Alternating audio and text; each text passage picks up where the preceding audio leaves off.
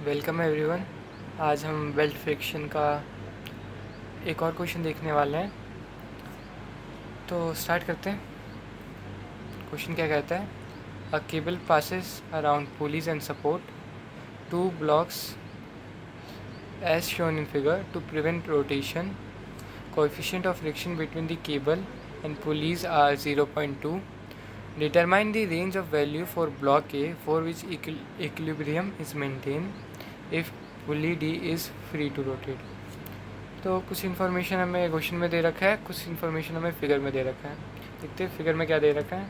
Figure में हमें ये वाली लेंथ दे रखी है 0.2 मीटर और ये पुली का रेडियस दे रखा है 0.05 मीटर। और इसके अलावा ये बता रखा है जो ये पुली है ये फ्री टू रोटेट है। इसका मतलब क्या हुआ? फ्री टू रोटेट होगा तो इसके बीच में जो कोई भी फ्रिक्शन नहीं होगा, और जब कोई फ्रिक्शन नहीं होगा तो हम इसके बीच में जो हमारी इक्वेशन थी T1/T2 इक्वल्स टू ई की पावर म्यू टाइम्स थीटा नहीं लगा सकते। तो इस पुली के लिए तो ये इक्वेशन नहीं लगेगी। बाकी जो ये दोनों इन दोनों पुलिस के लिए इक्वेशन हम लगा सकते हैं। क्वेश्चन में वही है जो हमने लास्ट 2 प्रॉब्लम में सॉल्व किया था कि हमें इस ए की मिनिमम और मैक्सिमम वैल्यू बतानी है, रेंज बताना है जिससे ये पूरा सिस्टम है वो इक्विलिब्रियम में रहे। तो इस ब्लॉक की भी हमें वेट दे रखा है यहाँ पे जो 60 न्यूटन है। तो स्टार्ट करते हैं। वही तरीका सिमिलर है और मिनिमम वैल्यू ऑफ पी। अब minimum value of A minimum value निकालिए। मिनिमम वैल्यू में कॉन्सेप्ट क्या है, हमें पहले फाइंड करना है कि हैवियर वेट कौन सा होगा, लाइटर वेट कौन सा होगा। तो मिनिमम वैल्यू ए की निकालनी है और अगर उससे कम वेट डालेंगे, मिनिमम वैल्यू से भी कम, तो जो पूरा सिस्टम होगा इस डायरेक्शन में होगा, इस डायरेक्शन में मूव करने लगेगा। अगर इस डायरेक्शन में मूव कर रहा है पूरा सिस्टम, मतलब जो हमारा हैवियर वेट है या T1 है वो ये हो जाएगा, और जो हमारा लाइटर वेट है T2 ये होने वाला है। तो इक्वेशन लगाते हैं। इक्वेशन तो वही है T1/T2 इक्वल्स टू ई की पावर म्यू इंटू थीटा। अब इसमें मेन हमारा थीटा निकालने का प्रॉब्लम आने वाला है। तो देखते हैं थीटा को स्लोली सॉल्व करते क्या आने वाली है थीटा की वैल्यू। ये क्लियर है, इसकी जो वैल्यू आने वाली है वो पाई रेडियंस आएगी। हमें इसका मेन निकालना है, इस वाले से कितना थीटा आने वाला है।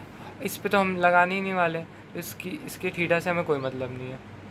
तो कुछ ऐसा डायग्राम बना रहे हैं, अगर आप इसको नोटिस करेंगे तो ये ऐसे है। ये मैंने रेडियस बनाया है, इसकी वैल्यू हमें दे रखी है 0.05 और देन ये कॉर्ड नीचे गई है एंड देन अगेन ये वाली चीज़ जो है ये रेडियस है। ओके,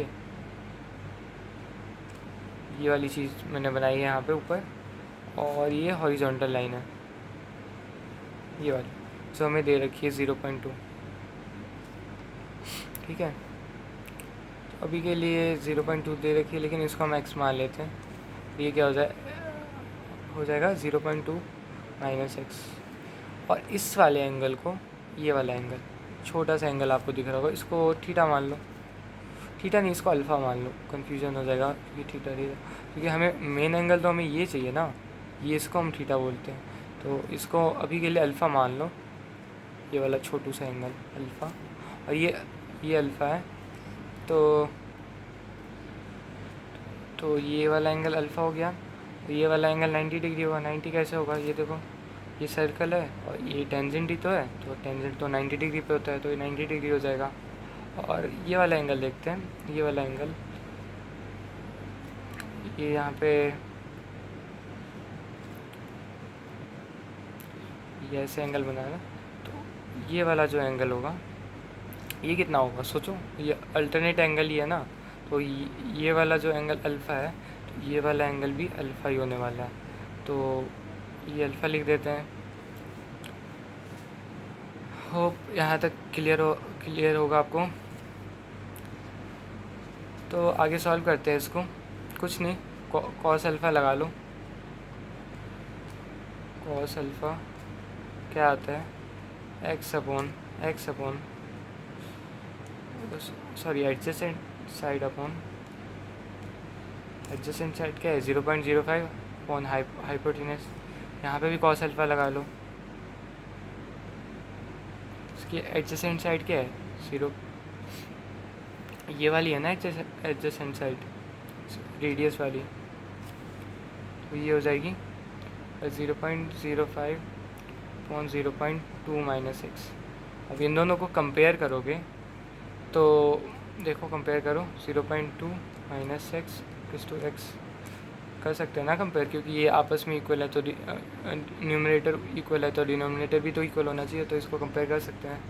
तो 0.2 इक्वल्स टू 2x, एक्स की वैल्यू क्या आ जाएगी 0.1 आ जाएगी। अब हमें ये लेंथ आ गया 0.1।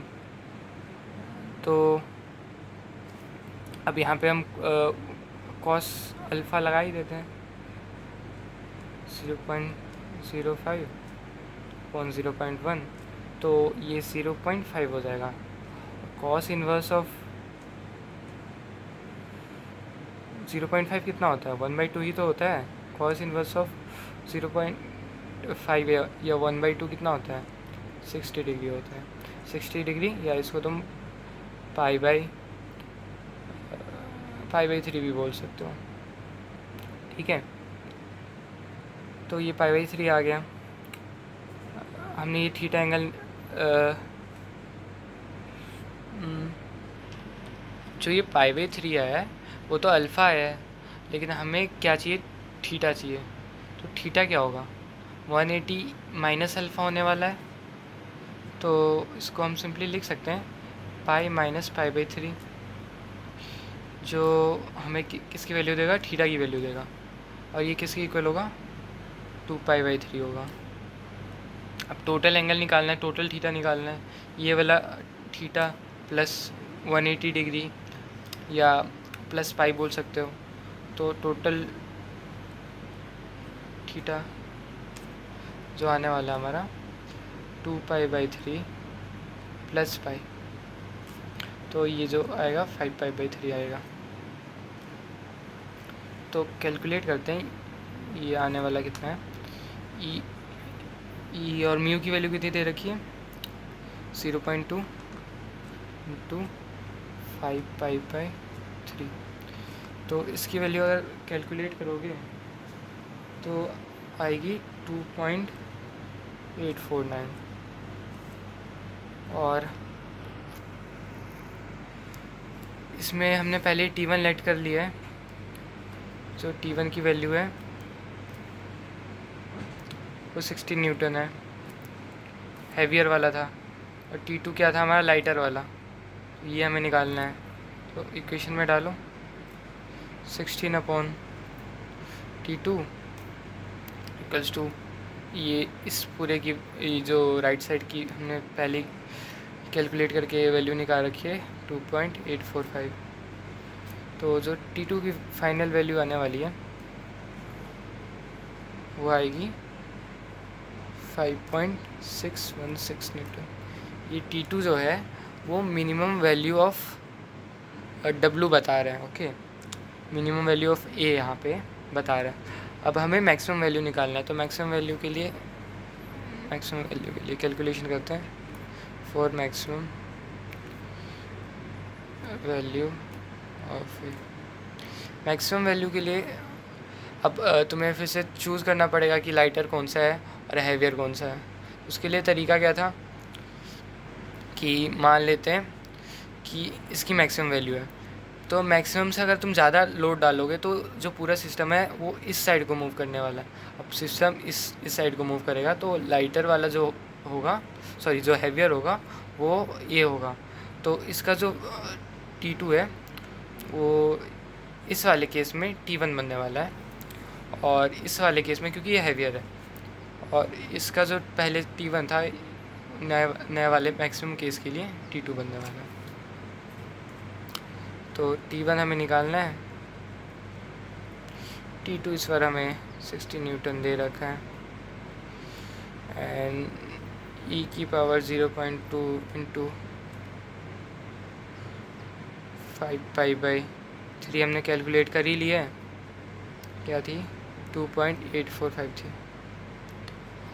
और बस इक्वेशन में डाल दो, T1 जो होने वाला है वो 16 इंटू 2.845 होगा। सो T1 की वैल्यू जो आने वाली है वो 45.584 न्यूटन आई। तो ये मिनिमम वैल्यू आई थी 5.616, मैक्सिमम ये है, तो रेंज आ गया हमारा पूरा ए का। इसको ऐसे लिख लो, 5.616 से 45.584 न्यूटन। तो इस तरह से हमने जितने भी रेंज वाले क्वेश्चन थे T1 और T2 के कॉन्सेप्ट को लेकर सॉल्व किए हैं। ये हमारा इस टाइप का फाइनल क्वेश्चन था। अब अगली वीडियो से हम नेक्स्ट टाइप के क्वेश्चंस देखने वाले हैं। So thanks for watching.